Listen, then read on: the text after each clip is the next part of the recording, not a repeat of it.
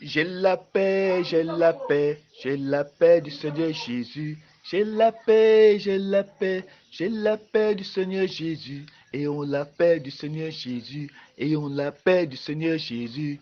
J'ai la joie, j'ai la joie, j'ai la joie du Seigneur Jésus. J'ai la joie, j'ai la joie, j'ai la joie du Seigneur Jésus. Ayons la joie du Seigneur Jésus. Ayons la joie du Seigneur Jésus. J'ai la vie, j'ai la vie, j'ai la vie du Seigneur Jésus. J'ai la vie, j'ai la vie, j'ai la vie du Seigneur Jésus. Ayons la vie du Seigneur Jésus. Ayons la vie du Seigneur Jésus. J'ai l'amour, j'ai l'amour, j'ai l'amour du Seigneur Jésus. J'ai l'amour, j'ai l'amour, j'ai l'amour du Seigneur Jésus. Ayons l'amour du Seigneur Jésus. Ayons l'amour du Seigneur Jésus.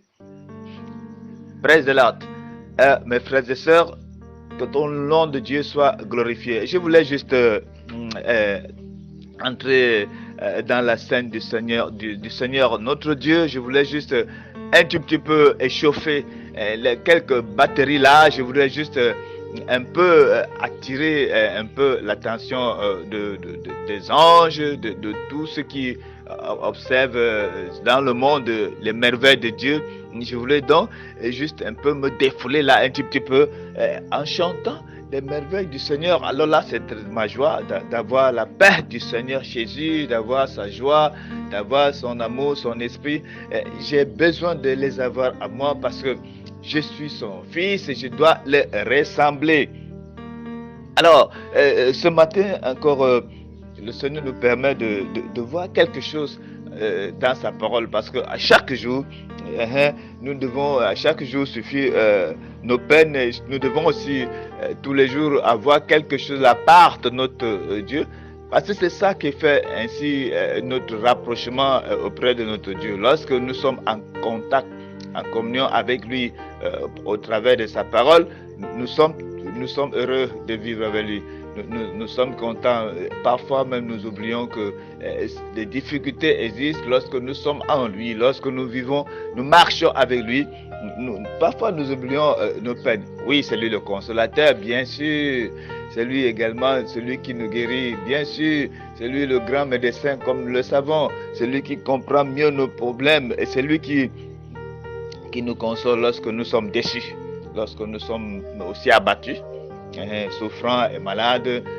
C'est lui seul qui peut mieux nous comprendre. Et là, nous ne manquerons pas de lui montrer combien de fois nous tenons tellement à lui, nous pensons à lui. Et en retour, il nous montre aussi combien il est fidèle. Il est toujours fidèle à ses rendez-vous, à sa parole. Il ne nous laissera pas orphelins. Nous allons voir le livre de Éphésiens, Éphésiens chapitre 2. Dans Éphésiens chapitre 2, je vais prendre à partir du verset 1 jusqu'au verset 7. Qu'est-ce qu'il va nous dire ici? Dans le livre d'Éphésiens chapitre 2, verset 1 à 7, il va dire ceci, l'apôtre Paul va nous parler. Il s'agit du salut par la grâce. Et Paul nous dira ceci.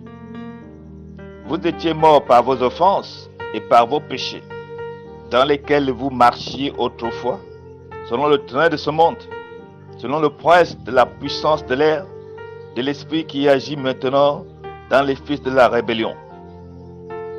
Nous tous aussi, nous étions de leur nombre, et nous vivions autrefois selon les convoitises de notre chair, accomplissant les volontés de la chair et de nos pensées. Et nous étions par nature des enfants de colère comme les autres. Mais Dieu, qui est riche en miséricorde, à cause du grand amour dont il nous a aimés, nous qui étions morts par nos offenses, nous a rendus vivants avec Christ. C'est par grâce que vous êtes sauvés. Il nous a ressuscités ensemble et il nous a fait asseoir ensemble dans les lieux célestes en Jésus-Christ, afin de montrer dans les siècles à venir l'infinie richesse de sa grâce par sa bonté envers nous en Jésus-Christ. Amen. Nous lirons également le livre de Matthieu 10, 28. dans Matthieu 10, 28, il va nous dire aussi ceci. Ne craignez pas ceux qui tuent le corps et qui ne peuvent tuer l'âme. Craignez plutôt celui qui peut faire périr l'âme et le corps dans la géhenne. Matthieu 10, 28. Et si nous allons dans le livre de Galates, Galates 5, 24, Galates va nous dire, Galates 5, 24 nous dira ceci. Donc je vais lire Galates 5, 24, où il est écrit: ceux qui sont à Jésus-Christ ont crucifié la chair avec ses passions et ses désirs. Mes frères et sœurs, que le nom de Dieu soit entièrement glorifié.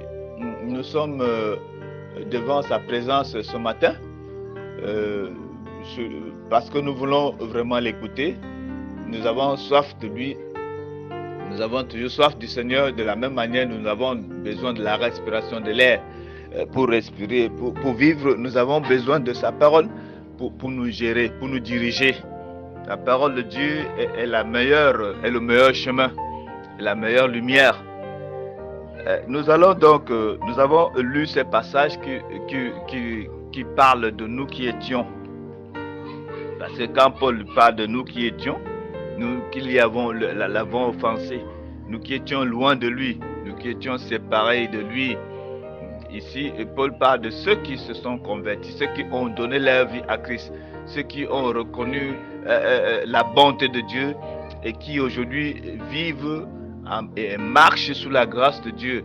Paul fait comprendre que eux là, nous qui étions séparés par nos offenses, c'est-à-dire nous vivions dans le péché, même si nous ferions être des justes, des personnes vraiment qui ne faisions rien de mal.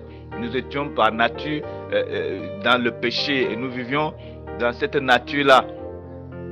Il a fallu que quelqu'un d'autre vienne un jour nous faire sortir de cette situation pour nous amener à connaître la différence entre les ténèbres dans lesquelles nous avons vécu le péché, dans lequel nous étions, et la lumière de Dieu, la grâce dans laquelle nous vivons aujourd'hui. Et c'est de ces deux types de choses dont l'homme a besoin de mieux connaître pour aussi mieux savoir comment mieux se diriger dans ce monde. Ce monde est assis, ce monde est rempli, si vous voulez bien, ce monde est rempli de tous ces événements, du bien, du mal, de déception, de joie, de pleurs, de mort, de vie, de tout ce dont nous avons vraiment envie de connaître. Alors, nous qui sommes dans les enfants de Dieu aujourd'hui, bénis par le Seigneur, si nous parlons des enfants de Dieu, nous savons déjà de quoi il est question. Nous ne parlons pas ce matin de la forme religieuse. Si chaque fois nous donnons les prédications en parlant de la religion, c'est parce que c'est des choses qui imitent, des choses qui ressemblent beaucoup, des choses qui ressemblent beaucoup et beaucoup encore à la foi, à la véritable foi. C'est pour ça que nous ne manquerons pas toujours de parler à chaque fois que nous apportons la prédication des ressemblances, des choses de type, des choses qui sont aussi très importantes pour notre salut, quitte à chaque enfant de Dieu de savoir où il se place pour pouvoir mieux recueillir ce qui le concerne, ce qui peut édifier sa foi, ce qui peut le ramener au salut. L'apôtre Paul va nous faire savoir des choses et dans le livre de Matthieu. Le Seigneur nous fera comprendre par ces paraboles-là de ne pas avoir peur. Avoir peur de ce qui peut perturber nos foi, ce qui peut nous déranger, toutes ces personnes mal intentionnées qui peuvent chercher à nous influencer d'une manière ou d'une autre. Ne pas avoir peur de ces choses-là parce qu'il est contre eux. Il nous fait comprendre d'avoir peur plutôt de celui qui peut détruire, dégager, anéantir, effacer, séparer, de celui-là qui peut, après avoir détruit, jeter à la géhenne. Il dit d'avoir peur. Et nous savons que c'est le Très-Haut, le seul créateur qui est capable de refaire son monde. Autant qu'il veut, il peut faire son monde quand ça lui chante. Il peut faire son monde, il peut recréer son monde, il peut refaire. comme bon le semble, à chaque moment, il peut changer. C'est lui qui change le temps et les circonstances. Et au temps de Noé, il a bouleversé, il a détruit ce monde parce qu'il avait trouvé qu'il y avait du mal qui existait et le mal ne cessait ne pouvait pas cesser, ça continuait d'exister. Et comme lui, il n'aime pas que le mal aille jusqu'à un certain niveau, il va complètement détruire ce monde de Noé. Nous sommes en train de vivre aussi de pareilles situations où les choses sont tellement difficiles à cerner. Nous sommes en train de vivre des situations où beaucoup de personnes même ont peur. Ils ont tellement peur, la plupart ont peur. Enfin, pour finir, ils ont peur de la mort. C'est la mort. Parce que quand on a peur d'une maladie, quand on a peur, par exemple, d'un mauvais événement, lorsqu'on a peur de quoi que ce soit, d'un être humain, lorsqu'on a peur de toutes ces choses-là, on a peur même de sa propre foi. On ne sait pas si le Seigneur peut nous sauver ou pas quand on est dans une pareille situation. Cela veut dire que on a peur on n'aimerait pas d'être loin du Seigneur, on n'aimerait pas que le Seigneur nous oublie, on n'aimerait pas que le Seigneur nous abandonne. C'est pour cette raison aussi que nous faisons nos efforts. Chacun essaie de faire ses efforts pour être agréable à Dieu, pour que Dieu ne puisse pas le lancer dans la géhenne, le punir pour son mauvais comportement, pour sa mauvaise façon, sa mauvaise compréhension aussi, ou pour son ignorance. Parce que toutes ces choses-là, vraiment, ça peut nous égarer loin du Seigneur. Nous ne devons pas avoir peur. Pourquoi? Parce que nous sommes déjà une même personne avec un autre Seigneur. À partir du moment où nous sortons des ténèbres pour nous mettre dans sa lumière, il faut qu'on marche continuellement dans cette lumière. Oui, parce que si nous nous éloignons de la lumière de Dieu, nous nous retrouvons où? Nous nous retrouvons dans un endroit où nous ne voyons pas clair les choses, donc dans les ténèbres. Et celui qui est dans les ténèbres ne sait où il va, parce qu'il y a le noir. Il y a le noir et dans les ténèbres, vous ne pouvez pas savoir exactement là où vous êtes situé. Vous êtes perdu dans une forêt, vous ne savez pas, vous avez perdu la piste. Vous ne savez plus où vous vous trouvez, vous regardez au ciel, vous voyez bien le ciel est là, mais vous n'avez pas de piste, il n'y a pas de boussole qui peut vous indiquer que c'est par-ci qu'on peut trouver la route. Et c'est comme ça que le monde est aussi à un moment donné en train de vivre une situation où personne ne sait plus quoi. On est en train de chercher comment faire pour se débarrasser de toute espèce de choses, la méchanceté des hommes, la maladie, les troubles, tout cela, on ne sait pas. On ne sait pas. Et pourtant, la boussole est là. Et pourtant, la lumière de la parole est là pour nous éclairer. Cependant, on n'a pas simplement le temps d'utiliser cette arme-là. Beaucoup de gens n'ont pas le temps de lire, de comprendre ce que Dieu veut parce que certains ne veulent pas changer de conduite. Ils ne veulent pas vraiment laisser la mauvaise vie. Et là, ça fait problème parce que le véritable médecin qui peut arranger vos problèmes, on l'abandonne. Ou parfois, même quand on va dans la parole de Dieu, on va avec sa petite philosophie, on dit sa parole. Et la maladie ne peut pas guérir comme on voudrait. Hein. La maladie ne peut pas guérir comme on voudrait lorsque on vient montrer au médecin qu'on sait déjà se faire soigner, on se justifie. Pourtant, la Bible nous dit que notre justice à nous est comme un vêtement souillé. Donc, lorsque nous pouvons essayer de nous justifier, on est déjà des saints, on est déjà des personnes, parce qu'on croit en Dieu, on a des rêves. Je viens encore parler dessus, parce que c'est ce que beaucoup de personnes aiment garder comme leur signe de croyance, c'est-à-dire c'est à partir de là qu'ils savent qu'ils croient en Dieu, parce qu'ils ont des révélations, des rêves, des songes qui s'accomplissent. C'est très bien d'avoir ces choses. Je rappelle encore, c'est pas mauvais. On ne peut pas soustraire les choses dont Dieu fait pour nous, hein, pour notre bien, pour notre intérêt. Non, non, non. Nous sommes là pour pouvoir faire en sorte que les choses avancent. Si vous aviez des dons pareils et que ça peut vous édifier, ça peut vous aider, allez de l'avant. Mais sachez qu'il vous sera beaucoup demandé parce que ceux à qui on a beaucoup donné, ces mêmes personnes il leur sera demandé d'après ce qu'on leur a donné. Si on vous a donné des dons, allez multiplier. Et que vous n'avez pas eu à multiplier comme cela se doit, il vous sera demandé si vous êtes riche dans ce monde en tant qu'un enfant de Dieu et que le Seigneur vous a tellement béni et que vous n'avez pas eu l'occasion aussi de partager, de faire du bien aux autres et d'être égoïste, il vous sera demandé parce que personne n'a rien par lui-même sur terre. Il faudra le savoir, c'est grâce à Dieu que les gens peuvent aller vaquer à leurs occupations, monter. C'est grâce à Dieu, nous sommes en train de vivre ces choses. Il y a des choses dont, en vous parlant, vous-même vous voyez, c'est tout à fait là. Il n'y a pas de nouveauté là-dessus. Nous savons tous, en tant qu'enfants de Dieu, quel que soit le personnage qui est placé, qui se prend pour Dieu, ou bien qui fait comme et cela lui vient, qui dicte sa loi, et les gens obéissent. Nous savons que si Dieu veut, il ne peut pas faire ces choses-là. Tout, c'est parce que Dieu le laisse faire. Donc, quel que soit ainsi comment dirais-je, sa contradiction vis-à-vis de Dieu, nous savons que c'est Dieu qui le protège. Les preuves sont là. Il suffit seulement de lui demander le souffle dont il est là tout le temps là. Et ça vient de qui? Il ne saura jamais expliquer. Quelle que soit sa philosophie, sa connaissance, il ne saura jamais expliquer d'où vient le souffle. Et ce même souffle, nous l'aspirons, nous respirons ce même souffle-là autant que lui, et nous vivons comme lui vit. Mais il se prend ainsi, les gens se prennent. Je ne voudrais pas parler des gens aujourd'hui spécialement pour que cela soit comme si, comment dirais-je, bon, peut-être, je ne sais pas, une partie des gens qui sont méprisés, une autre partie qui ne l'est pas. Non, toute personne qui souffre, qui respire le souffle de vie de Dieu a intérêt à chercher à connaître cette personne, la personne de suprême qui leur donne ce souffle de vie.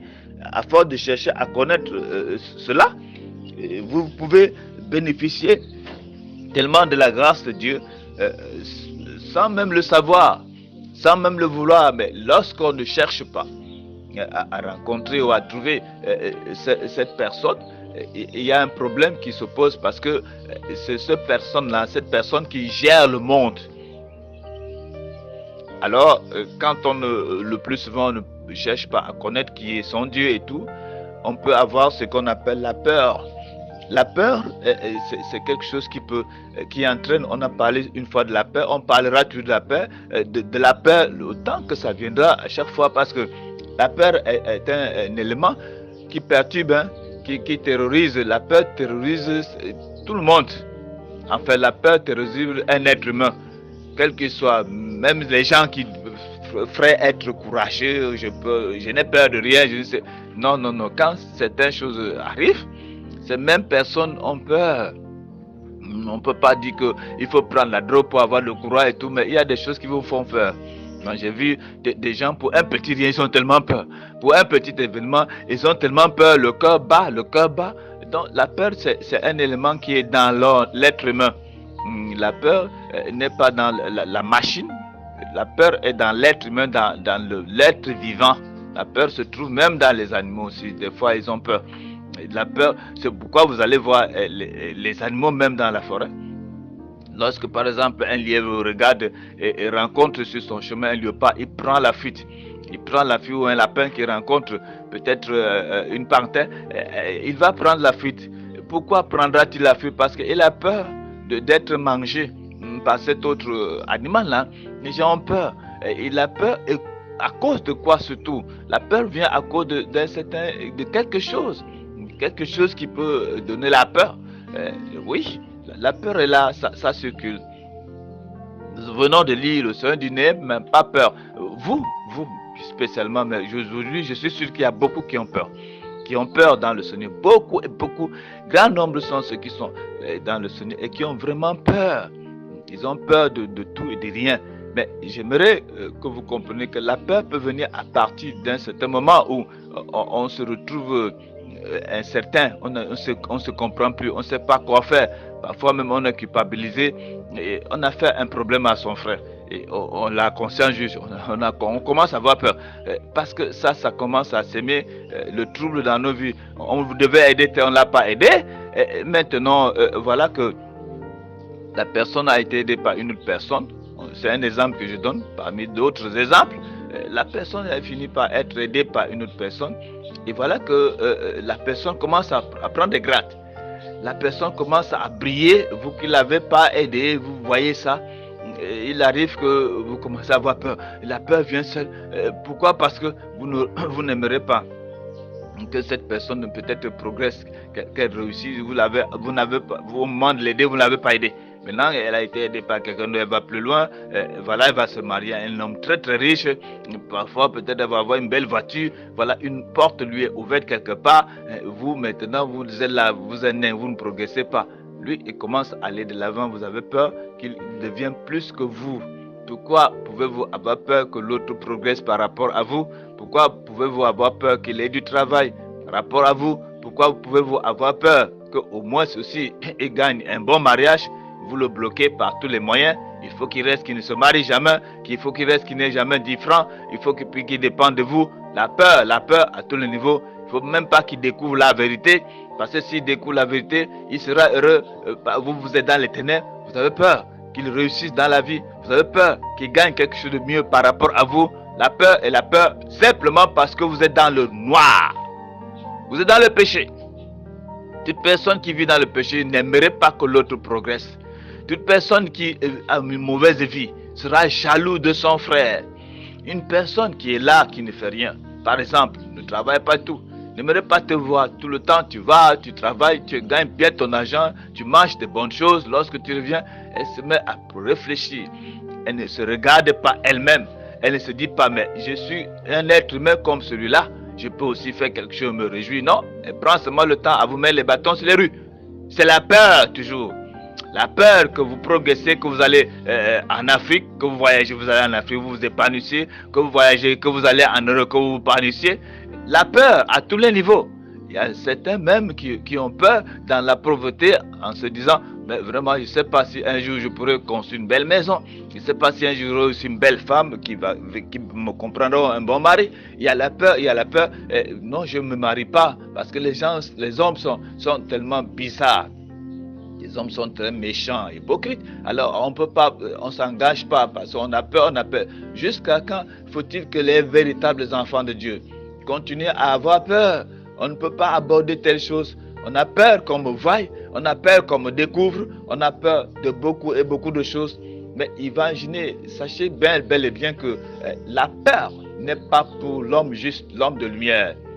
La Bible nous enseigne que l'amour couvre une grande multitude de petits. Quelqu'un qui a l'amour de Dieu en lui n'a peur de rien. Même si, par exemple, bon, je voudrais dire aussi que quelque part que la peur n'exclut pas la prudence. Il faut être très prudent aussi dans ce qu'on fait pour ne pas s'exposer n'importe comment, pour ne pas dire quoi que ce soit parce que, bon, comme je n'ai pas peur, je vais aller dire aux gens, je vais voyager aux États-Unis et alors là, je m'en fous, ce qu'ils peuvent penser, c'est leur problème, là, ça ne me regarde pas. Je veux me montrer au quartier, je vais acheter ma belle magnole, je vais faire comme bon me semble, je n'ai pas peur de... C'est pas de ça, ça c'est déjà autre chose. Si vous faites comme ça, ce n'est plus l'affaire de montrer que vous n'avez pas peur, mais c'est déjà de l'orgueil, c'est déjà de la vanité, c'est déjà ainsi c'est déjà l'ignorance, même s'il faut le dire, et c'est déjà une provocation. Et là, vous n'êtes pas dans la ligne de la parole. Jésus est sur la terre, il fait circuler l'évangile.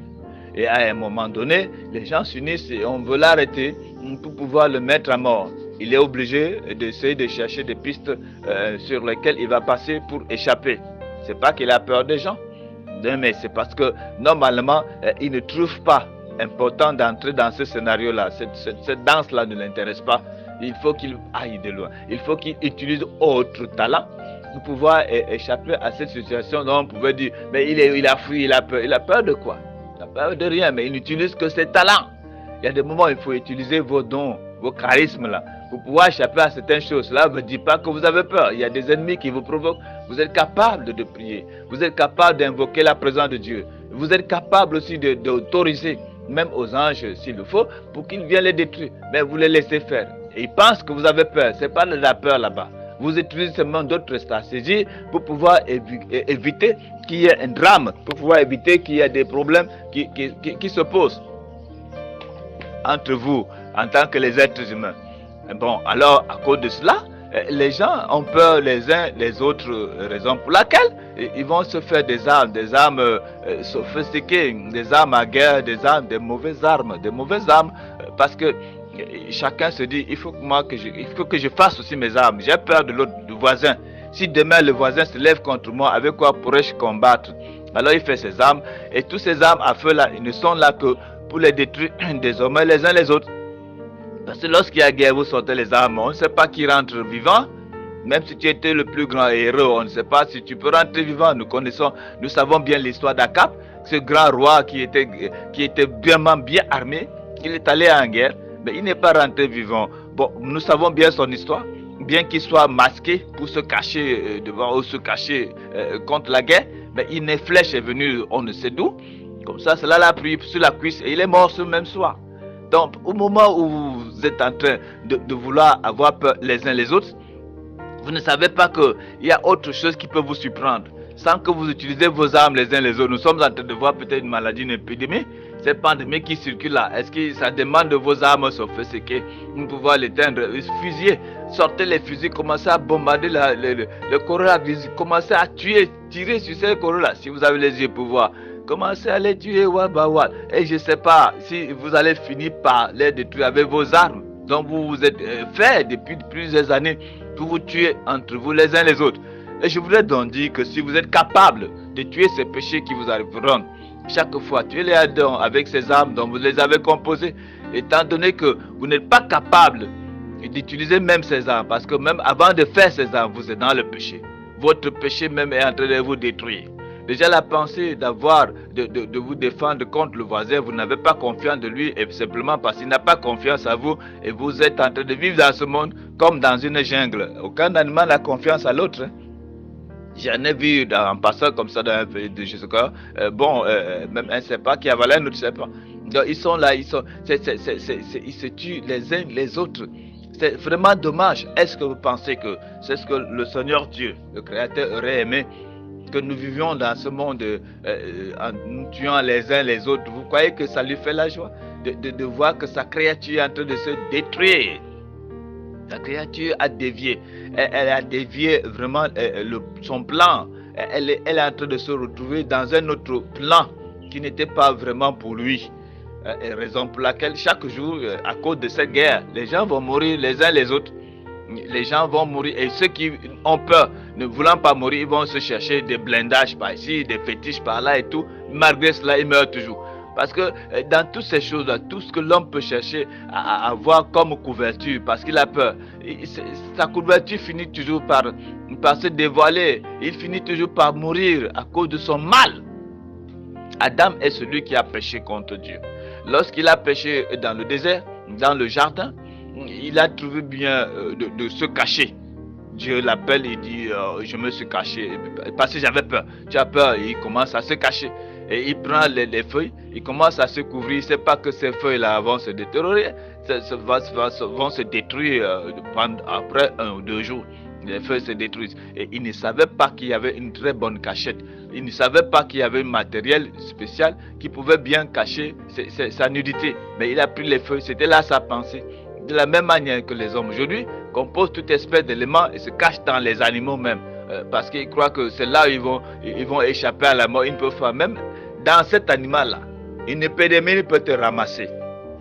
Dans cet animal, une maladie peut te ramasser. Et tu trouveras ta mort là-bas. On ne saura jamais le mystère de là où vient ta mort. Mais toujours et toujours, c'est que en ayant peur, en voulant te cacher par ici, par là, en voulant qu'on ne sache pas trop ce que tu es tout, j'ai bien dit tout à l'heure que la peur n'exige pas, ne défend pas d'être prudent. Il faut être prudent. Mais cela ne veut dire pas que c'est la peur. Donc, il faut savoir comment marcher dans ce monde pour savoir comment obéir et plaire à Dieu.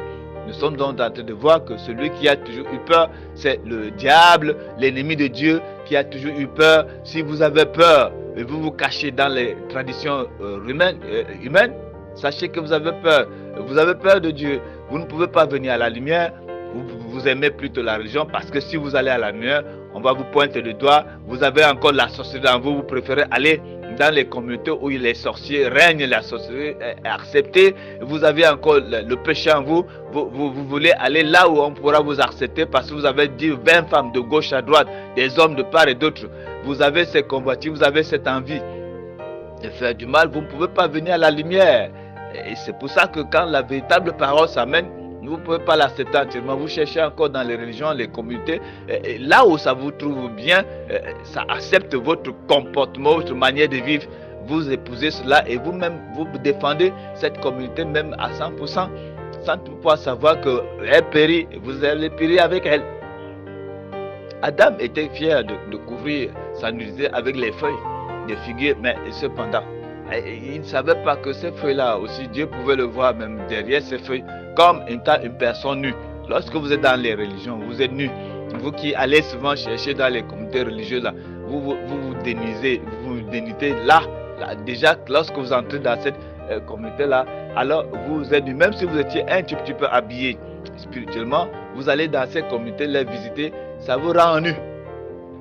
Donc ça salit vos vêtements, ça vous rend nu. C'est pourquoi dans la parole de Dieu, lorsqu'on a rencontré la véritable parole et qu'on est racheté, et qu'on est déjà quitté du monde des ténèbres au monde de la lumière, on ne peut plus se salir avec les traditions humaines.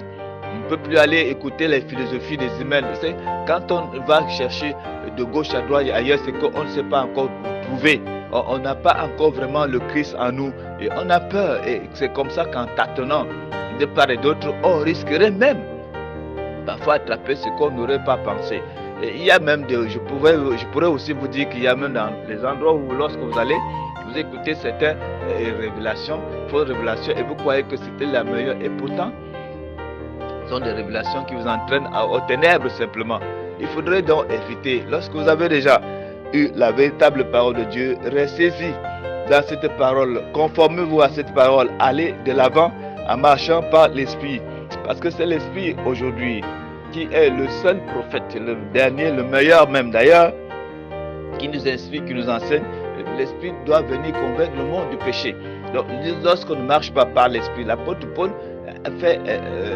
il a raison de dire, l'Esprit dit au dernier jour, l'Esprit dit au dernier temps, au dernier jour, les gens seront égoïstes, fanfarons, amis de l'argent. Et vous voyez que quelqu'un qui est ami de l'argent, il condamne l'autre. Il dit ce sont les autres qui sont amis de l'argent.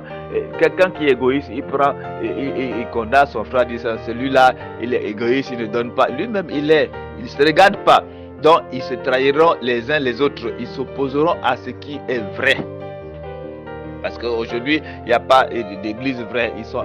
Elles sont là, chacune tâtonne. Comme je le dis le plus souvent, chacun cherche où il peut trouver son compte. Les gens cherchent de part et d'autre pour concilier, mélanger, coudre des étoffes, des morceaux d'étoffe par ici, par là, pour ressortir quelque chose qui peut peut-être attirer l'attention des personnes qui aiment ce genre de choses-là. Donc, alors, l'église qui est l'église pure a besoin de rester dans un fondement solide. Nous venons donc de lire ces passages qui doivent nous entraîner à rester dans des fondements solides, parce que si nous ne restons pas dans ces fondements solides, nous pouvons nous retrouver chassés devant la présence de Dieu par cette même parole. La personne qui est chassée, c'est Satan dans Apocalypse 12. Dans Apocalypse 18, il nous est parlé à partir de 2 à 3. Dans Apocalypse 18, il nous est dit, Apocalypse 18 nous dit ceci.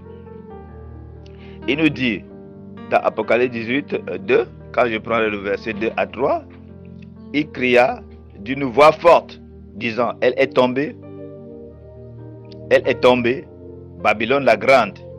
Elle est devenue une habitation de démons, un repère de tout esprit impur, un repère de tout oiseau impur et odieux. Voilà, et dans Apocalypse 12, nous savons déjà de quoi il est question. Nous avons toujours à lire ce passage. C'est pourquoi réjouissez-vous, cieux, et vous qui habitez dans les cieux. Malheur à la terre et à la mer, car le diable est descendu vers vous, animé d'une grande colère, sachant qu'il a peu de temps. Le diable qui est descendu vers vous, animé d'une grande colère, sachant qu'il a peu de temps, et nous avons vu dans l'Apocalypse, elle est tombée Babylone. Le diable qui descend vers vous, sachant qu'il a peu de temps, il vient et il va faire tout son possible pour rafler l'énergie de Dieu en vous. Il ne vient pas simplement pour vous faire plaisir. Il descend vers vous, il est enragé, il est enflammé. Et c'est pour ça l'apôtre Pierre dit qu'il rôde même comme un lion. L'apôtre Paul nous parle dans son épître de Paul, 1 Pierre 5, 8 à 9 et il rôde comme un lion, cherchant qui dévorer. Dans 1 Pierre 5, 8 à 9, et 9 surtout, cherchant, dans le 9, il dit résistez-lui, avec une ferme foi. Donc il rôde, il cherche à détruire la terre, il cherche à détruire ce que Dieu a fait, il cherche à gâter complètement la bonne œuvre, la meilleure œuvre de Dieu dont nous sommes. Il cherche à nous souiller, il cherche à nous détruire. Pourquoi? Parce que c'est quelqu'un qui a peur. Voilà, si on revient maintenant à la peur, je pourrais mettre comme le titre de ce message, Satan a peur de Dieu. Satan a peur de Dieu. Nous sommes donc en train d'entrer dans le message. On dirait que tout à l'heure, c'était une petite révision de ce dont nous avons toujours entendu. Il fallait qu'à un moment donné, qu'on rebrosse la chose.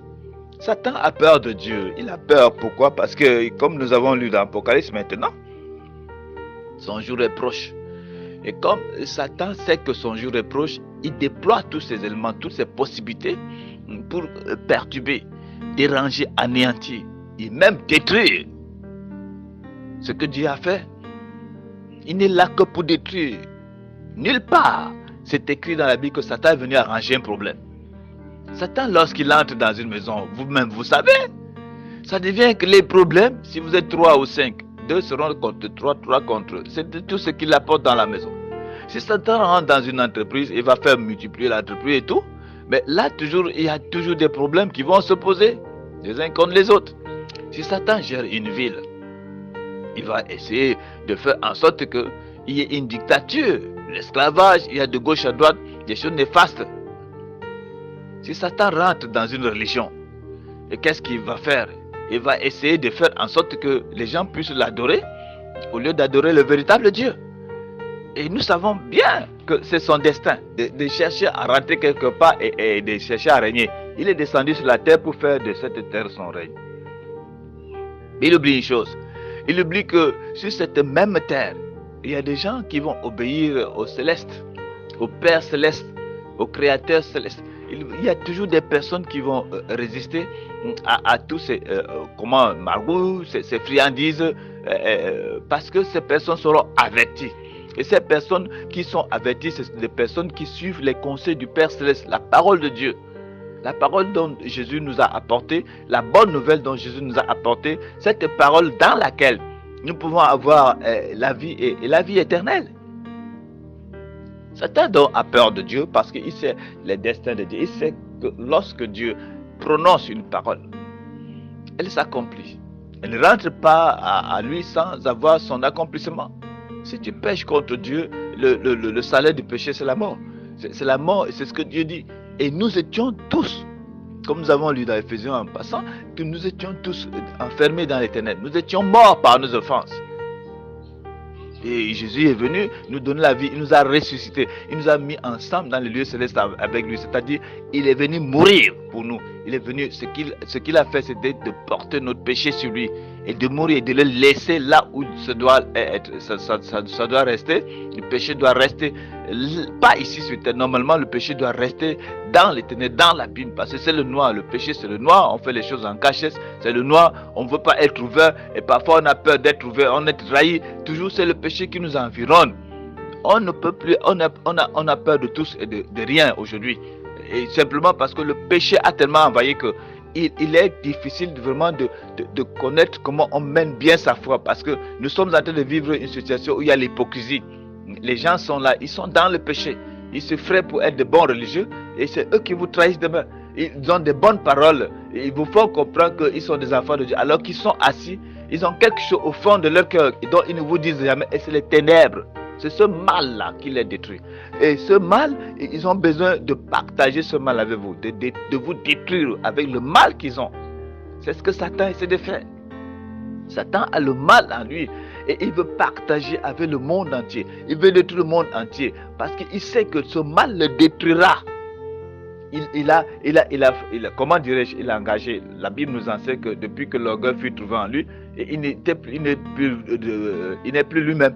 il a complètement changé parce que le mal est entré en lui, il a commencé à révolter. Il se révolte contre ses frères, les anges au ciel, il se révolte contre Dieu. Bon, peut-être qu'on pourra mieux expliquer ça si jamais on a l'occasion de voir où vient la source, si c'est important, l'origine de ce mal, et comment est-ce que ça peut vraiment créer des choses inattendues, des choses néfastes. Satan est en train de connaître comment son sort est terrible. Auparavant, il ne savait pas. Il ne savait pas qu'en révoltant, il lui arriverait cela. Et ce n'est pas que c'est des gens qui lui ont, placé ces choses en chemin. C'est sa révolte qui lui a entraîné dans ce chemin. Lorsque vous désobéissez à Dieu, vous vous retrouvez dans un chemin tellement difficile à vous retrouver, simplement parce que le péché vous entraîne directement loin de la face de Dieu. Et lorsque vous êtes entraîné loin de la face de Dieu, vous êtes capable de devenir un homme jaloux. Vous êtes capable d'avoir la haine. Vous êtes capable d'être quelqu'un qui convoite la chose d'autrui. Vous êtes à même de pouvoir être égoïste. Vous vous levez, vous dormez, vous ne méditez que du mal contre telle personne qui progresse dans ses études. Et vous cherchez comment vous allez le freiner. Pour qu'il n'aille pas de l'avant. Vous n'avez pas un fils. Vous n'avez pas une fille dans la vie. Vous aviez peut-être que celui-là, il est sorti voyou. Il ne veut pas apprendre l'école. Mais vous jalousez le fils de Trouille qui est là, auprès de vous, qui fait bien ses études. Vous n'êtes pas content, vous auriez aimé voir votre fils comme lui. Et comme votre fils a pris son chemin, il ne peut pas devenir comme vous commencez à haïr l'autre pour rien. Parce que vous avez peur. La peur, sur toutes ces dimensions, elle rend l'homme, comment dirais-je, désabonde. La peur vraiment vous dénigre. Lorsque vous êtes un homme de peur, de crainte, vous perdez votre vie à vous. Votre identité est complètement bafouée, elle est perdue. Parce qu'un être humain ne doit pas avoir peur de l'autre, ne doit même pas avoir peur de voir que... Il ne doit même pas avoir peur de voir que les activités de sa soeur marchent et sa soeur est mariée à un très bon mari, elle a un bon mariage et tout. Il n'a pas besoin Au contraire, lorsque le Seigneur dit à l'homme, allez et multiplier, c'est quoi? Cela veut dire quoi? Épanouissez-vous, c'est-à-dire réussissez, grandissez. Mais pourquoi les gens aujourd'hui ne veulent pas que les autres grandissent? Parce qu'ils ont peur. Et ils ont peur pourquoi? Parce qu'ils ne savent pas qu'eux-mêmes aussi, en faisant quelques efforts, peuvent aussi être bénis.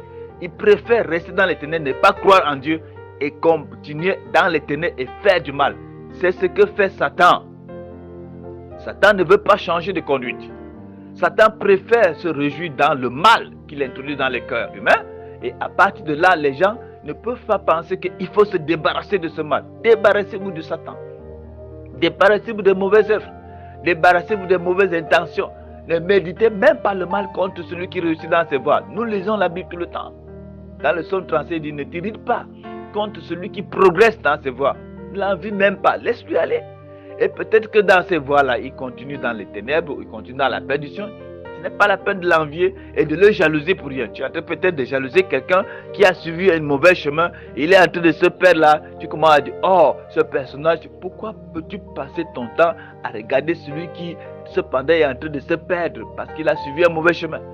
Regarde ce qui peut être juste. Si tu as besoin de lui ou bien tu veux t'intéresser à lui, va et parle-lui du Seigneur et fais en sorte qu'il change de conduite, qu'il quitte du mauvais chemin pour s'attacher au bon chemin. Là, tu es en train de solliciter son bien. Et si même il arrive à croire au Seigneur et qu'il progresse, dis merci Seigneur parce que je vois ta main sur ce personnage-là. Merci Seigneur parce que ce frère était dans le besoin, je l'ai assisté et il a résolu son problème. Ce frère manquait quelque chose, je lui ai fait ce grain de riz et ce jour il n'est pas mort de faim. Merci Seigneur parce que j'ai été conçu par toi pour une bonne œuvre. Nous le disons tout le temps dans nos prédications. J'ai été conçu par toi pour être la lumière, pour apporter aux pauvres un peu de joie, apporter la paix à ceux qui n'en avaient pas. Tel il est, tel nous sommes. Nous le disons tout le temps. Si Jésus est venu pour nous apporter ces choses, nous alors par contre, nous l'avons reçu. Nous nous cachons. C'est comme si nous voulons seulement nous recevoir de Jésus. Nous cachons ces talents. Nous sommes des personnes qui avons des talents, mais nous les étouffons. Et lorsque nous les étouffons, nous croyons servir Dieu. Ce jour, le Seigneur dira, mais mon frère, et toi qui as pris ce talent-là, tu allais cacher. Pourquoi? Il fallait même mettre dans une banque pour qu'elle produise. mais tu es allé et parce que tu diras, Seigneur, je sais que tu moissonnes là où tu n'as pas semé, ainsi de suite. Tu auras beau faire ta messe, ça ne changera rien. La parole de Dieu nous enseigne comment nous devons faire, comment nous devons être, nous devons nous montrer pour qu'aux yeux du monde, que même l'ennemi sache qu'il y a des gens qui ne supportent pas sa manière de faire. Il y a des gens qui contredisent sa façon de vivre. Il y a des gens qui repoussent l'homosexualité, les sectes pernicieuses. Il y a des gens qui combattent pour garder la foi authentique.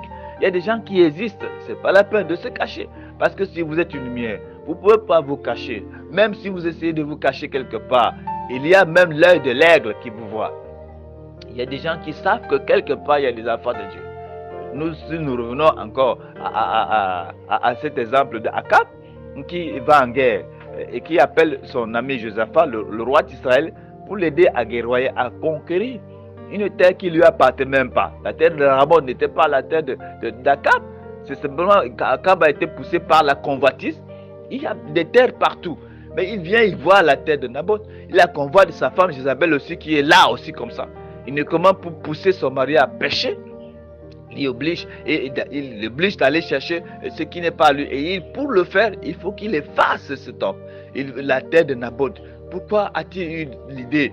D'abord, il a convoité. Ensuite, pour avoir la terre, il faut qu'il efface complètement et détruit. Il ne sait pas que ce qu'il est en train de faire, c'est mauvais. Aussitôt après avoir effacé Naboth pour conquérir cette terre, voilà Élie le prophète. La parole de Dieu est toujours là pour venir nous faire comprendre nos erreurs. Élie lui dit, mais Akab, voilà, tu as fait du mal. Et là où tu as tué Naboth, tu seras aussi tué, tu mourras. Et il pouvait penser qu'il est grand roi, il est chef, il est protégé par ces gens. Assis là, ces prophètes, là, ces marabouts, ces magiciens qui lui disent, oh roi, tu vivras éternellement. Mais il a oublié que lorsque la parole de Dieu sort par un véritable homme de Dieu, elle s'accomplit. Il n'y a pas de demi-mesure. Alors il s'est confié à lui-même, à sa force. Et voilà qu'est-ce qui lui est arrivé. La même chose dont Élie a pu prophétiser. La parole de Dieu était en Élie. Elle est dans les hommes de Dieu. Ces hommes n'ont pas d'armes sophistiquées, de matériel et tout. N'ont pas l'art de séduire. Ils n'ont pas cette apparence-là. De vous séduire, ou bien même de recevoir de vous quoi que ce soit. Parce que ce qu'ils vous apportent, ce que les véritables hommes vous apportent, c'est inachetable. Les messages dont nous apportons, ça ne s'achète pas. On ne peut pas les acheter parce que lorsque le Seigneur accorde ses révélations divines à ses serviteurs, nous n'avons pas acheté ces messages-là, non. Ça vient tout seul et on vous retraduit intégralement, si vous voulez bien, ce que le Seigneur nous dit. Et parfois même, ceux qui nous écoutent parfois pensent que c'est des choses dont nous sommes assis pour... Non, nos messages ne sont pas les choses assises, excepté des messages dont nous avons pris le temps pour faire un enseignement là-dessus. On pourra prendre point par point, comme j'ai l'habitude de dire, pour vous aller sujet par sujet. Ça c'est clair. Mais lorsque ça vient en prédication, comme je le dis toujours, je le répète, sachez que là-dedans vous aurez des messages prophétiques. Vous aurez dans cette prédication aussi la prédication elle-même. Vous aurez des messages de sagesse, d'exhortation. Il y aura de tout là. Afin que un enfant de Dieu qui est ça, il n'a qu'à tirer sa part. On ne peut pas faire comme la religion. On peut pas, c'est pas possible de faire comme la religion. C'est pas possible. Jésus ne nous a pas enseigné comme ça. Jean le Baptiste ne faisait pas la religion. Il va dans le désert, il vient, il prêche. Répentez-vous. C'est tout ce qu'il savait. Il est là dans la boue. Jusqu'au genou. Répandez-vous, changez de vie. Vous êtes des races de vipères. Et ne croyez pas que vous êtes des bons religieux, parce que Dieu peut susciter des enfants d'Abraham, les véritables fils de Dieu.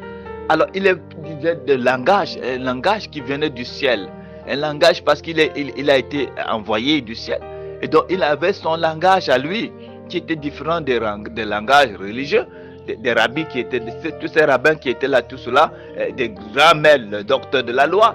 Ils étaient là, ils savaient comment se comporter, se montrer, marcher dans la ville, être respectés et tout, avec des soutanes jusqu'en bas. On dit, mon père, oui, il baisse la tête, il est fier uniquement, il a ce petit plaisir en lui qui ne lui donne aucune couronne devant Dieu. C'est les honneurs dont les cherchent les gens de gauche à droite. Pasteur, oui, je suis, il frappe fort le portail de sa voiture, il est content, il marche, il soulève ses pieds, tout ça, ce sont des choses éphémères. On n'a pas besoin d'avoir des vases comme ça dans lesquels on peut recevoir la véritable parole de Dieu. D'ailleurs, Quand les gens sont orgueilleux, ils grandissent, ils montent de cette manière, Dieu va toujours passer, aller chercher quelqu'un qui est tout à fait simple quelque part et en lui il va introduire sa parole. La véritable parole de Dieu se trouvera toujours dans des personnes, peut-être démunies là, elles sont là, elles sont inaperçues. Et là, à partir de là, le Seigneur peut transmettre des messages, excepté ceux qui ont le discernement. Ceux qui aiment Dieu pourront accepter le message de cet homme-là.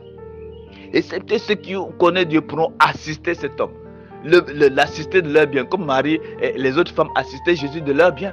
Elle savait que c'est le Messie. Elle savait que c'est un homme de Dieu. Elle savait qu'il n'a pas besoin d'aller travailler dans les banques pour être un super. Lorsqu'il rentre au soir, le pasteur est venu, tout le monde court parce qu'il est riche. Elle savait que ce qu'il vient, cet homme a là, ça vient de Dieu. Et non pas elle seulement. Même certains religieux le savaient.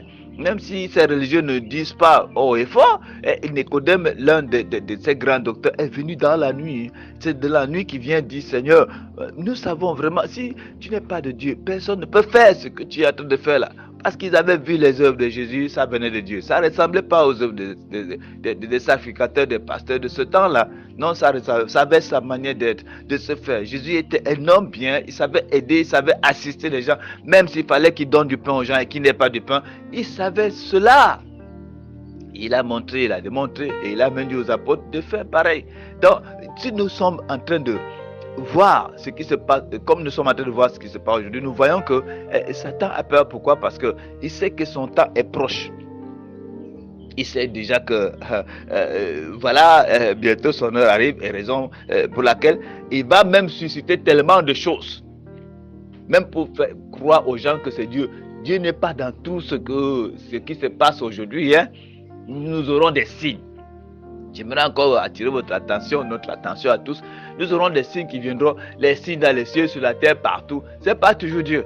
On a toujours dit, oh, les signes des temps passons voir. J'ai même vu, il y a une personne qui m'a envoyé ainsi là, un serpent, un lézard. J'ai même vu les pattes qui montent tout droit et entrent dans les nuages. Mais je ne peux pas définir ni commencer à comment dirais-je, à commenter tout là-dessus. Mais je sais que ça peut entrer dans les nuages, mais ça entre au ciel. Tout est possible et tout cela c'est des signes. Ça peut être des signes venant de l'ennemi aussi qui est en train de fuir et montre tous ces comment dirais-je, pendant qu'il fuit, il montre comment il se révèle. Il se révèle, il montre toute sa méchanceté, ce qu'il est. Vous savez, quand quelqu'un, il y a un taureau qui est en train de fuir, peut-être il fuit devant un lion ou bien je ne sais pas, il est chassé, il est menacé, il va fuir. Et pendant qu'il fuit, il peut glisser, il tombe, il peut montrer, il peut taper les arbres, il peut écraser des choses sur son chemin, et il peut montrer même ses forces, ses capacités. L'ennemi est à peur aujourd'hui, il est en train de fuir, il va montrer ce qu'il est et on va attendre, on verra ce qui sortira de cet ennemi pendant qu'il fuit. Pendant qu'il fuit là, il est dépassé, il est menacé, parfois il est même étouffé, parfois même il fait des gaz, il peut péter, on pourra dire, même le diable pète. Oh, vraiment, tout cela on peut réfléchir parce que le diable est en train de vouloir s'éclater. Le diable est en train de voir que son jour est là. Il faut que le diable sorte tout ce qui est en lui déjà et qu'on voie paraître celui-là même dont le Seigneur détruira par le souffle de sa vie, de sa bouche. Il faut déjà voir comment le diable est en train, il va montrer ceci, il va aussi montrer combien il est aussi capable en jeunesse et en jambe, faire sortir les serpents, faire sortir tout ça. C'est parce que son heure est arrivée. Et il faut qu'il montre qu'il peut aussi faire quelque chose. Il va sortir l'antéchrist. Il faut qu'il montre qu'il est quelque chose. Il va sortir la marque de la bête. Il va sortir les 666 pour embrouiller simplement les gens. Tout le monde, chacun va dire, c'est Dieu, c'est Dieu. C'est Dieu qui permet que ça arrive. Mais Dieu n'est pas toujours dans ces choses-là. Il faudrait simplement attendre et discerner là où Dieu même se trouve réellement pour savoir qu'enfin, voici ce que le Seigneur dit. Mais nous allons voir de tout. Nous allons voir toute espèce de méchanceté du diable sortir de part et d'autre, la folie de l'homme. Nous allons voir sa perversité. Nous allons voir tout ce qui est mauvais de l'être humain, du diable, je vous l'ai dit. Pas seulement de l'homme, parce que l'homme, lui, il n'est qu'un vase. Hein. Il n'est qu'un instrument dont on utilise. Un instrument qui est utilisé par Dieu ou par le diable. L'homme est là, il est simplement un instrument qui est utilisé, qui peut être utilisé à tout moment et il n'obéit qu'à son maître. Celui qui normalement fait ce qui est mauvais, il n'obéit qu'à celui qui le dicte de faire. Un fils qui va aller faire du mal parce que le père lui a autorisé, il est malheureux. Il porte le péché du père. Le père sachant que sa condamnation est proche. Il va tout faire pour faire pécher son fils, pour qu'il entre dans le même trou. C'est ainsi que les fils révoltent. Le Seigneur Jésus avait dit, il y aura vers la fin de temps, et même à ce moment de 3 personnes qui vont se lever contre 2 dans une maison, 3 seront contre 2 à cause de ces choses. Parce que certains fils vont dire, mais papa, je ne fais pas ça. Tu as fait le mal par le passé, supporte ton mal ou repens-toi et aie miséricorde. Ne m'entraîne pas dans le même chemin. Le diable qui a fait le mal depuis l'origine, il est là, il veut entraîner tout le monde à son chemin. Il ne veut pas se repentir. Laissez ce diable, repoussez-le. Il n'a qu'à se repentir et qu'il vous laisse tranquille. Si vous acceptez ces friandises passant par la religion, vous êtes aussi péché. Vous êtes aussi pécheur comme lui-même. Vous participez à son péché. Les anciens ont mangé les raisins verts. Et les dents s'en sont agacées. Les dents des enfants s'en sont agacées. Alors, si les parents ont porté leur péché, et on dit aujourd'hui, alors il faut que nous lavons la malédiction de nos parents. Parce qu'ils ont péché. C'est leur péché, ils avaient porté. Beaucoup de gens aujourd'hui font ces péchés-là. Ils laissent ça sur la tête de leurs enfants. Ils savent que tout le malheur, parfois même ils ont des contacts avec le diable. Ils disent bon, au diable, nous on fait tout, mais ça va rester sur nos enfants. Nous on peut jouir de ce que nous voulons pendant notre vie, mais les enfants vont payer. C'est être méchant. Un parent ne peut pas montrer comment il n'a pas aimé la créature de Dieu jusqu'à détruire son propre enfant. Le Seigneur dit, si une mère vous abandonne, moi je ne vous abandonnerai pas. Si votre maman vous livre à Moloch, moi je ne vous livrerai jamais. Je ne ferai pas du mal à aucun d'entre vous. Mais ceux qui nous livrent, ce sont nos propres proches, nos propres familles, nos propres cousins, cousines, parents, hommes et femmes, parents, papa et maman. Tout cela, nos proches et même nos religieux qui sont en train de se présenter tous les jours là. Ce sont ces personnes-là, ces religieux-là, ces soi-disant églises, oh il y a la vie, il y a le réveil, qui nous livrent à Satan. Parce qu'en allant vers ces religions, si nous examinons et que nous voyons qu'elles ne sont pas fondées sur la parole de Dieu, elles nous livrent où alors? En dehors de Dieu, c'est le diable. Une religion, une église qui apparaît et qui adore les statues et qui se soumet à la volonté de l'être humain, ou bien maudit quiconque se confie à l'homme, nous le savons. Si une raison dit, on nous dit chez nous, nous avons un prophète, c'est voilà comment il fait. Et que tous les actes de ce prophète ne sont pas bibliques. Le prophète n'étant pas lui-même fondé, il y a de quoi examiner et se dire, ben tiens, celui-là, qu'est-ce qu'il nous enseigne? Lui-même, il n'est pas dans la parole. Ou bien, il est un pharisien qui enseigne des choses, mais il dit de ne pas faire comme lui. Il a 4 ou 5 bureaux et il ne veut pas que vous fassiez comme lui. Il est mécontent que vous fassiez même plus que lui. Ça ne va pas. Nous sommes en train de vivre une situation telle difficile là. Plusieurs personnes sont en train de laisser les religions, de sortir des communautés religieuses et se demandent où se trouve alors la vérité. Elles sont là plein. Je rencontre pleinement, oh de Dieu, comment allons-nous faire? Comment pouvons-nous distinguer alors le vrai? Nous allons aussi là parce que, oui, pendant que vous allez passer, mais n'essayez pas de perdre une de vos perles. Si vous entrez dans les communautés comme ça, parce que pour les faire plaisir, ou bien pour vous étendre, faites attention de perdre votre perle. Vous avez cependant reçu quelque chose de Dieu et vous avez remarqué que la chose dont vous avez reçu de Dieu, elle est une lumière qui vous éclaire et vous montre que voilà le faux là-bas, voilà le vrai. Et pendant que vous allez encore là-bas, vous allez chercher quoi? Ça c'est une parenthèse. Vous écoutez les prédications de l'un et l'un, vous cherchez encore comment les choses de gauche à droite. Faites-y. Mais faites attention de perdre votre perle en faveur de celui-là qui prêche. Il y a des gens qui rencontrent des hommes de Dieu qui ne connaissent presque rien. Il leur pose des questions, il dit oh, homme de Dieu, ou bien les serviteurs, nous avons vu que la parole de Dieu nous dit ça. Et cet homme de Dieu qui paraît être homme de Dieu avec des signes, des miracles, il tire encore de vous les instructions. Il ne connaît pas certaines choses. Ah bon? Donc c'est comme ça ma soeur, c'est comme ça qu'on fait là-bas. Oui, on fait ça. Oh, moi je ne sais pas, bon je vais prier pour toi. Et pendant que vous y allez, il tire de vous ce que vous avez et il vous redonne ce qui est mauvais. C'est le cas d'une fille au Ghana, cependant qui est allée pour... compris pour elle. Elle avait des visions, des rêves, j'en ai parlé et j'en parle encore parce que c'est quand même des choses courantes, hein. Ça arrive le plus souvent. Elle va pour comprendre l'homme de Dieu, comme il se dit, il prie et lorsqu'elle rentre chez elle, elle commence à avoir mal à la tête. Elle a tellement mal, bon, elle n'a plus de vision, l'assistance de Dieu n'y est plus. Elle est rentrée là pour faire des problèmes à l'homme de Dieu en disant depuis que tu as prié, moi je ne vois plus Dieu. Alors comment pouvait comprendre ces choses? L'homme de Dieu pouvait lui dire que bon, ce qu'elle avait auparavant c'était du diable. Et maintenant il a mis celui de Dieu en elle. Des points d'interrogation. Il faudrait, je vous en prie mes frères et sœurs, ce moment-ci, ne pas chercher à trop et à trop avoir ce dont vous n'aurez jamais. En voulant trop avoir, vous pouvez perdre même la chose dont vous aviez là. Ce que vous aviez déjà, ce dont vous aviez depuis là, essayez de multiplier, partagez aussi le message aux autres. Si les autres ne veulent pas accepter, peut-être pas, c'est simple, c'est rien du tout, c'est pas votre problème. Jésus était un homme simple, mais en lui se trouvait la vie.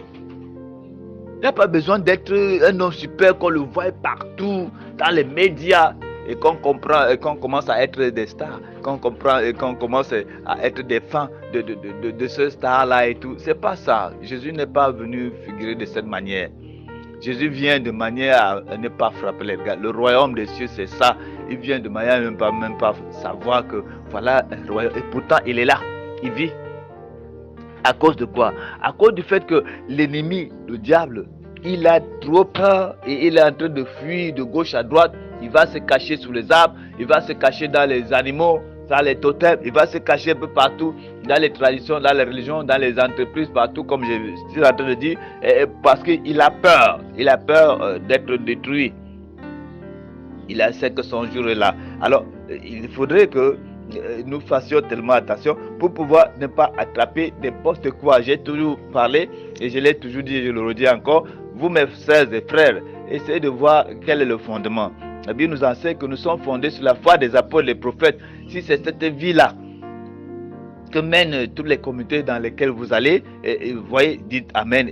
Oui, c'est pas là où vous vous dites, mais si c'est vie de prêche, parfois certains même disent qu'on prêche les femmes. Hein. Oh, je suis allé quelque part, je vois des femmes qui marchent avec des habits décents, elles sont bien tout. Mais c'est pas l'apparence là. Il faut d'abord qu'avant que ces personnes soient habillées de cette manière et tout, qu'elles aient d'abord un fondement spirituel, qu'elles sachent ce que ça veut dire. Qu'on ne copie pas un photocopie, on ne le fasse pas simplement parce qu'on voit les autres faire. Même les sœurs catholiques portent les voiles, hein. Ils sont là, et les musulmans en portent tellement. Tout le monde ne fait ces choses apparentes. Et vous voyez qu'en voulant vous confier à une apparence, Seigneur, extérieure, vous pouvez vous faire avoir. Je connais des gens qui m'ont parlé dans l'apparence extérieur. Oh frère, nous t'aimons bien, je t'aime, je ne peux jamais t'arrêter, tout pour moi et tout ça. C'était des apparences pour soutirer de l'argent, pour voler de l'argent. Il y a beaucoup qui vous parlent comme ça. Oh Seigneur, oh frère, oh vraiment tu es mon amour, oh vraiment je ne pourrai jamais t'abandonner, je ne pourrai jamais te laisser. Mais au moment venu, leur fruit est manifeste. Le diable c'est la même chose. Il vous fait croire qu'il est de Dieu, il vous fait croire que c'est la religion. Et pour le faire croire, il peut apporter toute espèce même de religion. Il peut faire tout. Il a tous les moyens pour vous tromper. Même si vous découvrez la vérité, il va vous faire savoir que non, ce qu'il dit c'est vrai. J'ai eu affaire à des gens, et moi j'ai vu là de loin qu'ils étaient en train de mentir. Mais pour tester, ils me font comprendre et m'obligent même à faire ce qui n'est pas bon, à pécher contre Dieu. Pourtant j'ai discerné, j'ai dit non là, est-ce que tu es sûr? Il dit oui, fais-le. Alors qu'il travaille, la personne travaille pour quelqu'un d'autre. Le diable c'est comme ça. Les ministres de diable sont là dehors. Ils travaillent pour le compte de leur maître, le diable. Ils vont faire savoir que ce qu'ils disent là, c'est ça qui est vrai. Et ce qu'ils disent là, croyez à cela. Même si vous découvrez là, pourquoi les autres vraiment disent que la Bible, c'est... Et vous dites qu'ils disent non, c'est que ils vous obligent. Lorsque vous acceptez, ils ont péché.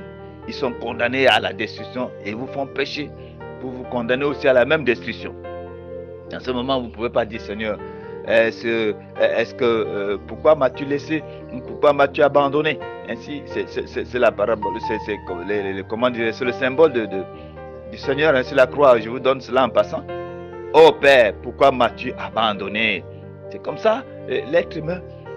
Mais gloire soit donnée à Dieu parce que non seulement ce cri se fera toujours entendre pour des véritables enfants de Dieu qui ont été naïfs, qui ont été vraiment trompés parce que Dieu, voyant leur naïveté et voyant leur sincérité, pourra leur redonner la vie, leur ressuscitera de là où ils sont.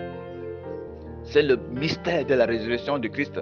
Envers tous ceux-là qui ont été trompés ignoramment, qui ont connu la vérité, qui ont dit non, je ne fais. C'est-à-dire ceux qui ont été obligés de faire ce dont leur corps n'a pas demandé de faire, ils se ressusciteront pour la gloire de Dieu. Je parle principalement aussi de ceux qu'on va dicter leur loi. Prends 666, fais comme ça, sinon on te coupe la main et les pieds.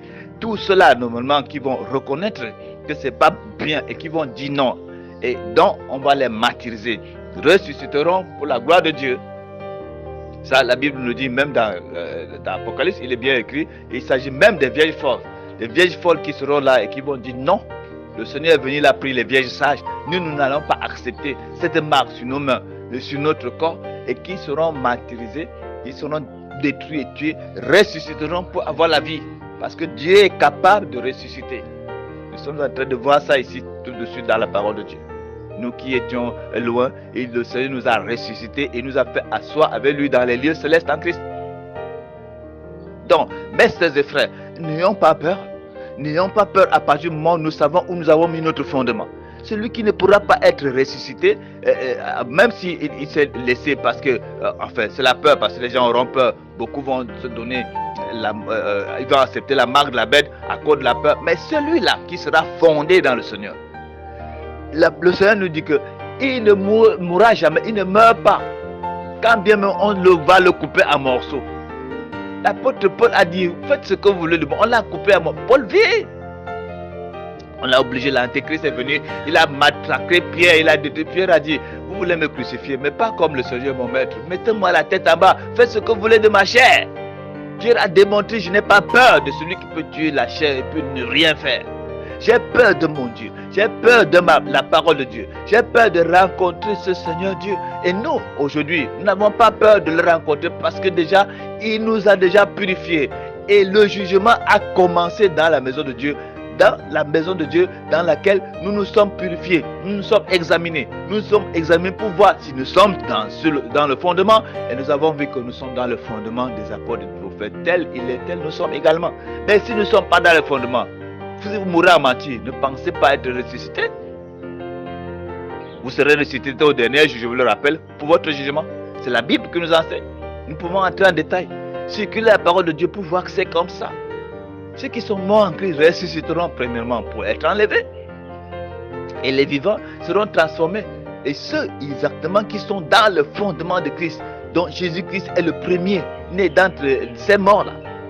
Mais ceux qui sont morts, disant Jésus, Jésus, Jésus, et qui n'ont pas été sous le fondement réel, qui ne sont pas fait baptiser d'après le fondement réel, et ils ressusciteront seulement pour le juge de jugement après 1000 ans. Ne confondons pas les choses. Voilà, donc nous savons bien comment le diable, lui, étant dans la peur, il court de gauche à droite, il détruit, il fait ses sottises de part et d'autre, il montre ses sales habitudes, il montre ses couleurs, pour que Dieu le laisse faire sa folie, afin que les véritables enfants de Dieu, qui bien éduqués en Dieu, ne le copient pas. Ne copient pas sa convoitise, sa passion. Parce qu'il a qu'à convoiter, tu convoiteras par le bien de ton frère. Il a des millions là, il convoite le petit bien que vous avez. Un jour, le diable entre même dans David et convoite la génisse d'une femme, alors qu'il en avait. Les rois qui convoitent aussi les petites femmes des autres, tout. Le diable, c'est le diable qui marche comme ça et qui vous incite à pécher contre votre Dieu. Il a tout ce qu'il lui faut, mais il convoite l'autre de l'autre côté qui n'a presque rien. Donc, c'est le péché qui est en train de détruire cette personne. De ses pas anciens, comme on l'a toujours appelé, par sa nature, il a montré ce qu'il était depuis le jardin d'Éden, qui fut appelé le diable, étant descendu sur la terre, provoquer les enfants de Dieu, même pas seuls. À un moment donné aussi, les anges dessus descendent du ciel, les fils de Dieu, comme il est écrit, dans le sens des fils, on peut les dire, on peut même pas appeler les fils du Dieu vivant. Ils descendent et puis ils voient les filles des hommes belles. Dans Genèse 4, Genèse 6, il nous parle. Et puis le fruit de ces fils-là, c'est quoi? C'est que des Goliaths, des géants. Ils ont des enfants, ils accouchent et puis il n'y a que des géants, des malfaiteurs. Et c'est ça qui forma le monde de Noé, qui fut détruit par l'eau, par le déluge.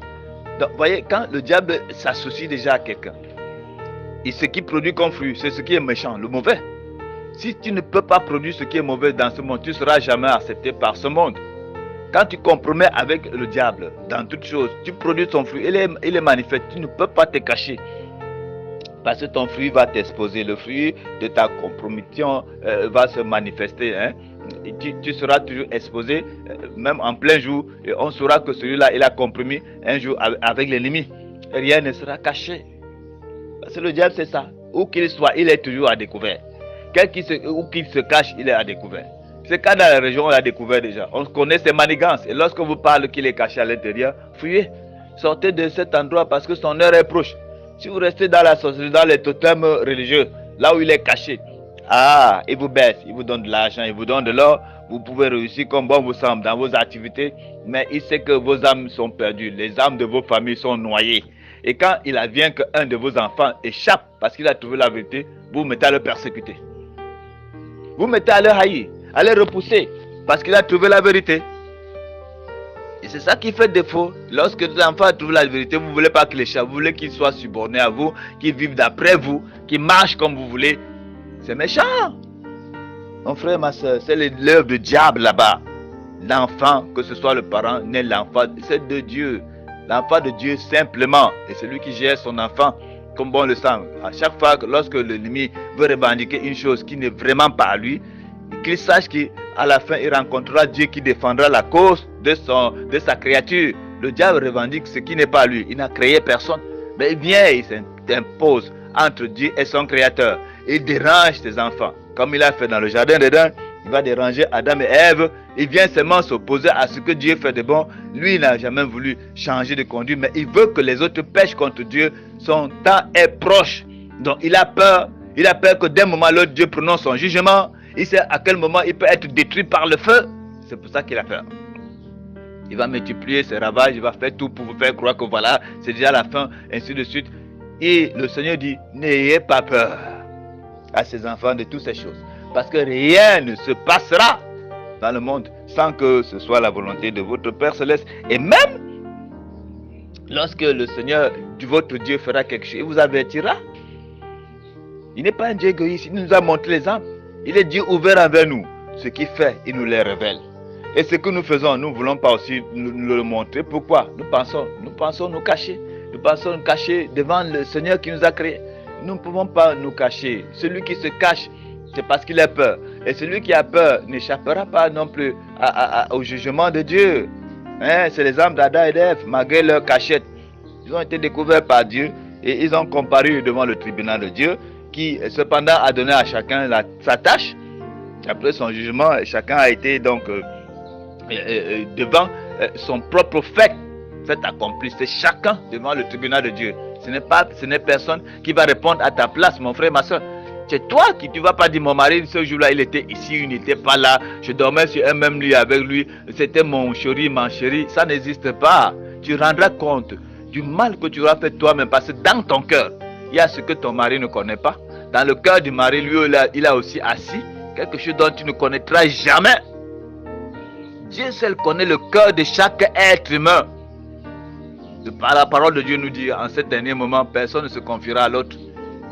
Méfie-toi d'un frère, méfie-toi d'un ami. À cause du péché qui aura accru, le péché aura augmenté. C'est-à-dire le péché aura beaucoup grandi. Au point où les gens ne pourront même plus savoir s'il y a la crainte de Dieu. Ils vont nager tellement dans le péché qu'ils se seront habitués à vivre dans le péché.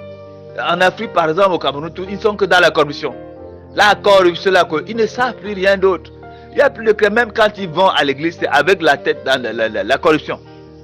Ils savent que je vais, bon, maintenant, je peux pécher comme je veux, je sors 100 000, 200 000, je dors auprès, voilà, c'est fini, je vais au confessionnal, et puis dès que j'ai fini de confesser, alors là, ils m'ont péché, je m'en vais, je continue, mais ils ne sont que dans il y a la crainte de Dieu. S'il y a la crainte de Dieu dans une certaine ville, 2 ou 10 personnes, vous verrez comment il y aura un changement. Rien que par la crainte de Dieu, à partir de ce moment-là, il y aura l'assistance de Dieu, et tous les sorciers vont fuir de ce côté-là. Tout le malheur qui circule pour abattre les corrompus partira. Mais si dans ce coin, il n'y a que les corrompus qui s'ajoutent des corrompus encore, le mal sur le mal. Le mal qui s'ajoute sur le mal, ça veut dire que le coin sera définitivement maudit et ils vont mourir chaque jour les uns envers les autres. Ils vont commencer à s'entretuer les uns envers les autres parce que chaque jour ils auront la peur, ils auront par ici, par là, voir un être humain, un petit charlatan qui donne le pouvoir de garder, de protéger lui-même sa vie et comment. Lui-même aussi, il a peur de la mort. C'est pour ça qu'il prend aussi des petits pour se garder. C'est pour ça qu'il va aussi prendre les animaux pour se protéger parce qu'il a aussi peur. Quand les épidémies viennent là, peut-être il a trop fait, il a échappé, mais une autre épidémie viendra où il n'aura pas de pouvoir, il n'aura même pas ce véritable médicament pour radicaliser cette... Il n'est pas Dieu. Il n'y a que Dieu seul qui reste infaillible. Les hommes peuvent tomber d'un moment à l'autre. Et chaque jour peut naître des nouvelles choses dont nous n'avons même pas vu depuis le commencement, des nouvelles, des insectes ou bien des reptiles qui naissent là, des animaux bizarres qui naissent. On n'a jamais vu ça naît. Parce que le diable aussi est en train de gesticuler. Il tombe du ciel, il tombe, il a des problèmes. Et puis en tombant de cette manière, il va faire sortir aussi en lui tout ce qui était des ténèbres. Les mauvais vers vont sortir, des mauvaises maladies vont sortir de lui. Et ça va aussi envahir un nombre de personnes. Dans l'Apocalypse, c'est bien dit. Lorsque le Seigneur envoie les anges proclamer le jugement, les fléaux s'amènent. Le premier ange sonne la trompette, il y a ceci, ça va suivre seulement les eaux. L'autre va sonner la trompette, ça va suivre seulement la terre. Maintenant, si l'autre va sonner la trompette, ça va suivre seulement les êtres humains qui n'ont pas la marque de Dieu en eux. Vous voyez, Dieu lui fait ces choses en ordre. Évitons de nous retrouver dans une situation où il y a un événement qui se produit, on n'arrive pas à distinguer ce qui vient de Dieu et ce dont le diable est en train de ressortir parce que son heure est proche. Et à partir du moment où nous aurons un discernement bien assis, nous pouvons en ce moment-là même pas avoir peur ni bouger, ni avoir crainte de rien. Ne craignez pas celui qui peut tuer le corps, qui ne peut rien faire. Le diable a peur de Dieu. Le diable a peur de Dieu. Le diable a peur de Dieu parce que son heure est proche. Nous, en tant qu'enfants de Dieu, nous sommes avertis et nous devons essayer de nous ranger, d'être bien réconciliés avec notre Dieu pour vivre ces événements futurs. Que Dieu nous bénisse, qu'il bénisse sa parole, que le Seigneur nous fortifie beaucoup. Shalom.